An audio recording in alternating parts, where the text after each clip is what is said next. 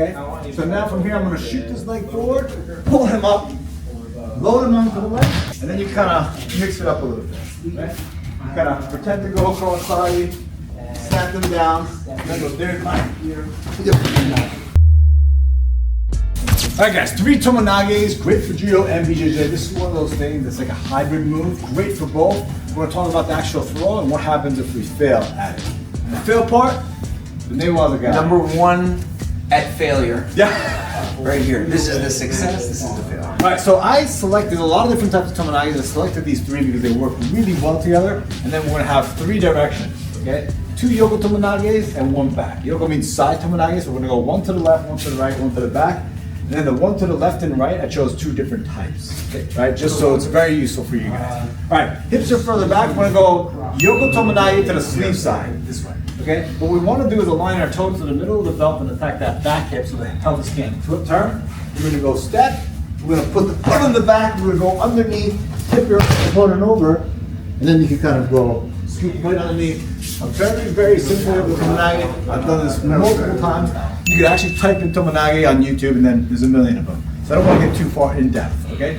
Now we're gonna go straight back Tomoe Nage, where instead of attacking with this foot, we're gonna go straight backwards, but we're gonna take this foot and step to the inside, okay? So now notice I'm going with the other foot to the right. The collar hand side is gonna go to this hip, okay? So now from here, I'm gonna shoot this leg forward, pull him up, load him onto the leg, and then take him up and over, okay?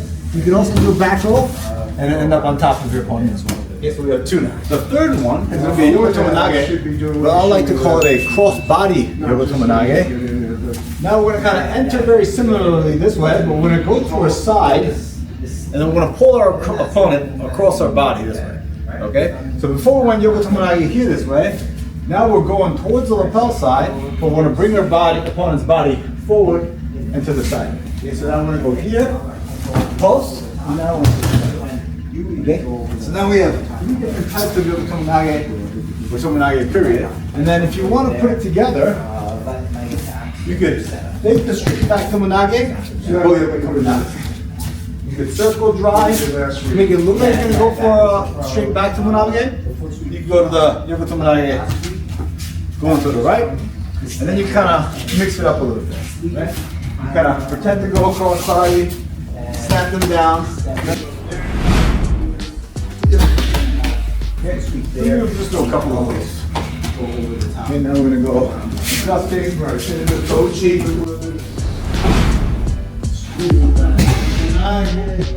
The arms, Right? like the wheel. There you go. Moving this way, so it's take backwards, circle. Alright, so that's what it will look like, kind of putting it together. So you want to talk about what happens if these Tomoe Nages fail? So, yes I do. Thank you. And important to note, many of you watching this know this already, but Tomoe Nage, Yoko Tomoe Nage, is great for jiu-jitsu because if you fail, even if the whole thing doesn't work, you end up basically at a distance guard. So even if the whole thing fails here, you're just on your back ready to play. You have grips, you can start to create angles, you can start to move. So it's a very high reward, low risk option. Yes. It's a great aggressive or assertive alternative to just pulling guard. Okay, so we love it in jiu-jitsu. Okay, but we're not always great at it. Okay, so what happens? So let's start with a situation where we're going to do the first Yoko Tomoe, right? Yeah, exactly. So we're falling towards the sleeve side this way. And then, especially when we go and reach with our left foot to our partner's opposite hip, sometimes you have, what happens? It slips off, okay? Now sometimes you can post in the center if you want to have a kind of greater purchase, but really when we start to try to reach that far hip, we come through, and what ends up happening is you kind of find yourself in a situation that looks like this. So you miss, and now you kind of have this angle, your partner's at this angle.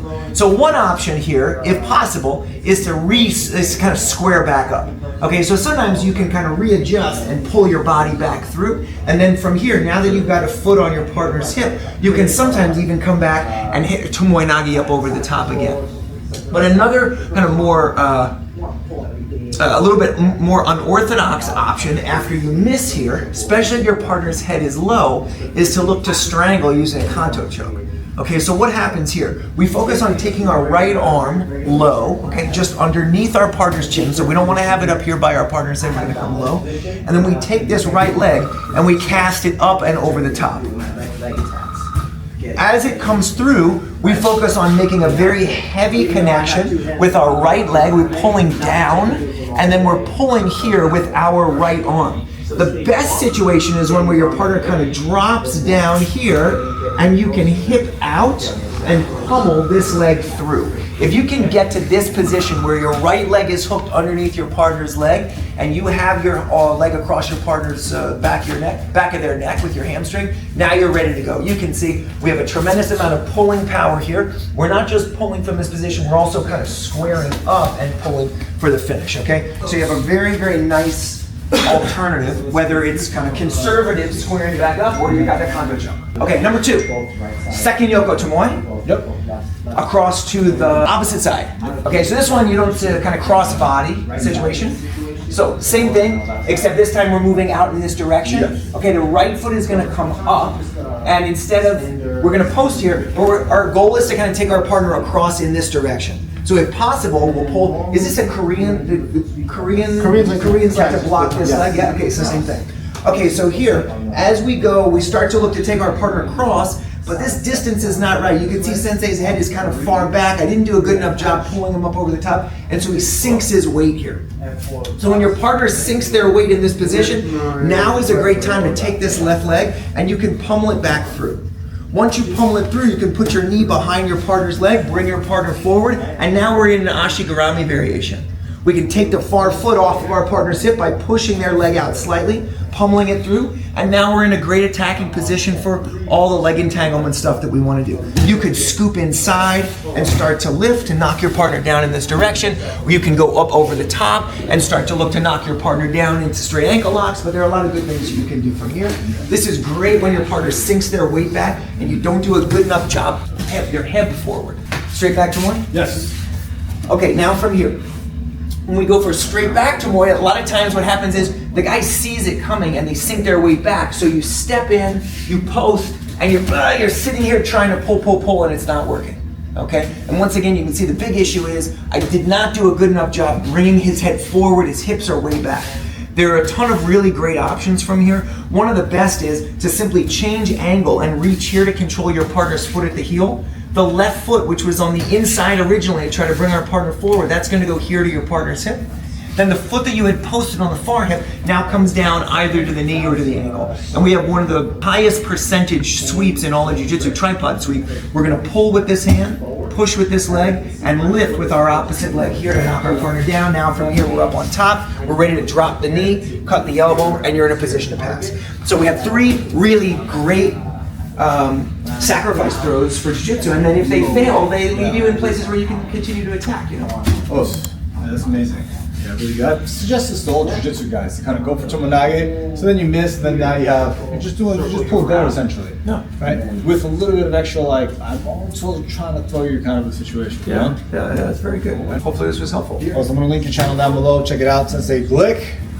Very active on YouTube. Right? Very active, Higashi brand.